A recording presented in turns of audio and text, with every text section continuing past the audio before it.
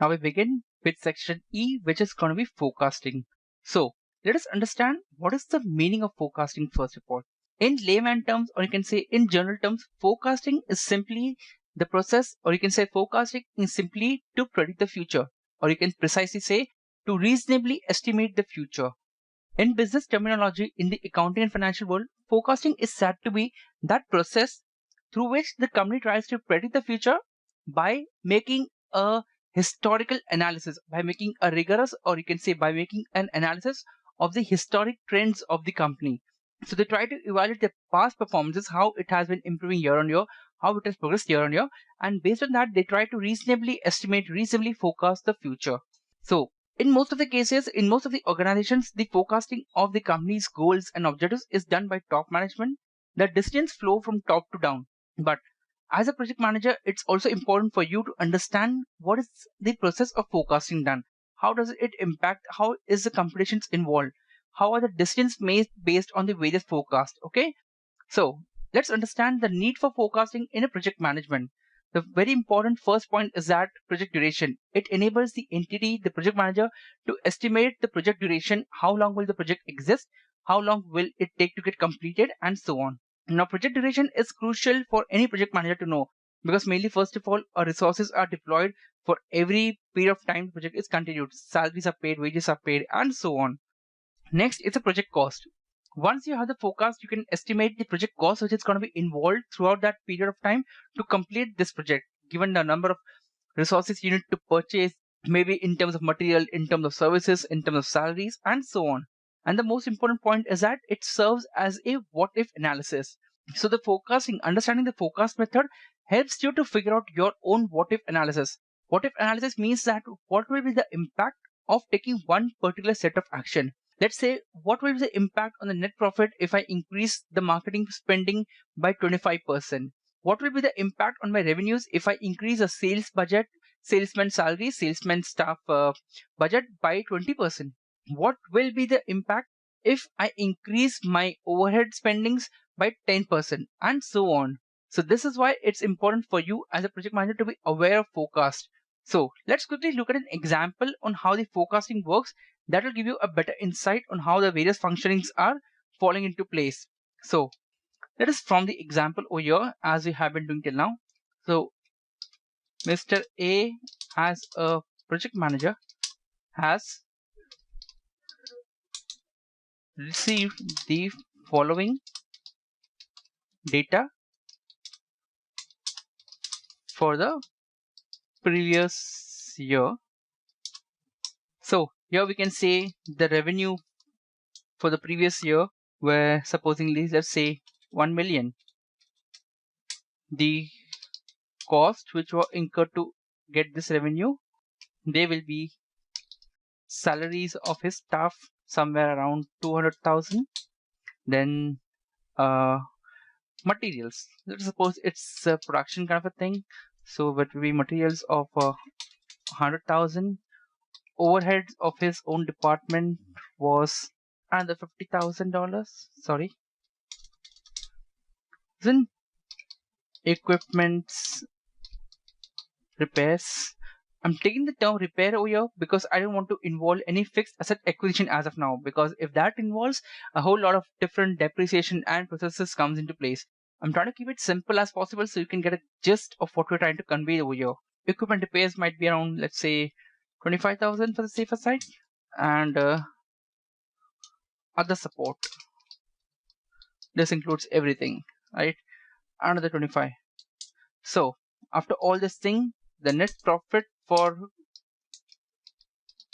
his project was, let's see, revenue minus the cost involved, $780,000. Okay, so this is, oh well, that's, oh yeah, salary is supposed to be $200,000. That's what I was wondering. Why is it so less? Okay, so this is the budget of the previous year. Now let us say for the current year,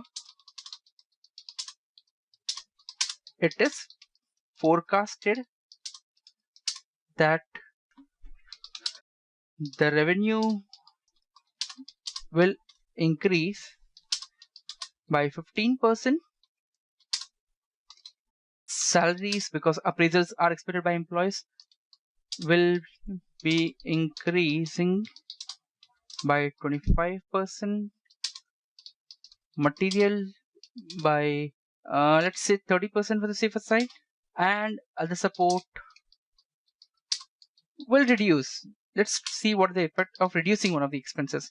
Will reduce by 10% marginally due to the efficiency gain. Okay, gain over the period, over the past years. Prepare the forecasted income statement for Mr. A. So I'll just mention your actual, okay, will be this income statement for the previous year.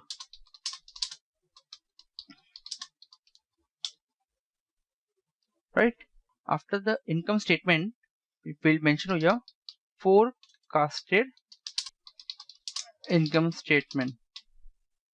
So over here, we'll just copy this previous year.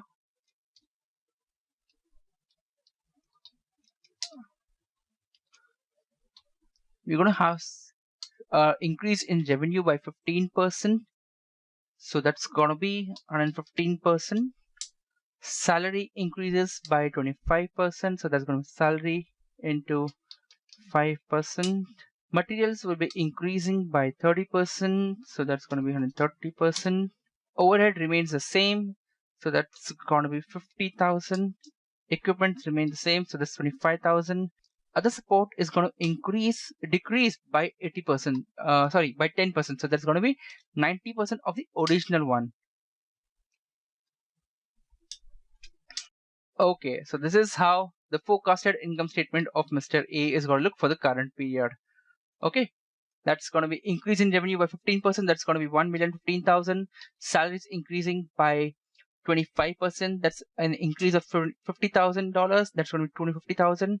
Material increasing by $30,000. Other overhead remains same. Equipment repairs remain the same. Other supports get reduced by 10%. So that's going to be 22,500 is the new overhead other support cost.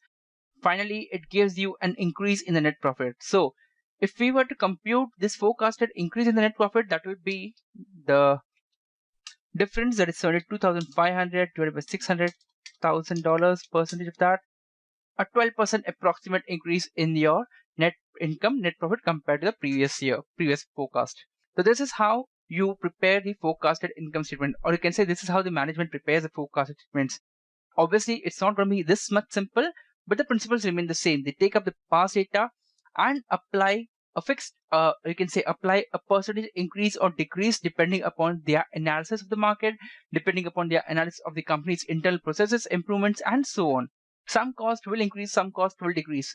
In the inflation, not inflation precisely, in the years of growing economy, you can say the company expects an increase in sales based on the business models and expects a decrease in sales in some years, again, based on the revised market conditions. So now, if you're wondering when will the company reduce its sales figures based on the market condition, there are certain instances. Let's say, for example, before 10 years down the line, when Amazon was not there were only retail stores running across every corner of the world. At that point of time, every retail store will expect an increase in their yearly sales, year-on-year sales, a revenue increase year-on-year. But with the entry of the online markets, now the retail stores are reducing their year-on-year sales. Okay, the forecasted sales are reducing, the forecasted revenues are reducing. Why is that? This is because the change in the market scenario has become so much big that now online sales, online economy is booming, whereas the offline or the retail economy is going down day by day. So those are the scenarios which you need to account for when preparing the forecast. Obviously, as a project manager, it's very rare that you might end up doing the forecast analysis for your own project. Mostly figures flow down from top to bottom.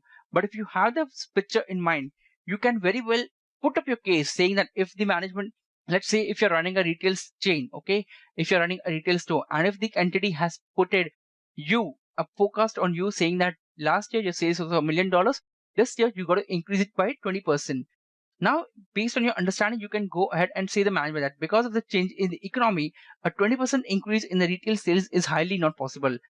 However, if we move out, if we increase some of our spendings in the online marketing area, in the digital creation area, and then create an entire logistic supply or create an entire backend chain to make sure we are able to cater to the online market also and the offline market, then we might increase our sales by 30% with an additional increase on cost of 5%, or you can say in some cost by 10%. Based on those increase or decrease, you can prepare your own forecasted income statement and put up your case to the management. That also makes the entity know that you are an active project manager who takes an interest, who comes up with his own suggestions, who comes up with his own thought process of how the entity can prosper. So that was all, guys, with regard to forecasted income forecasting.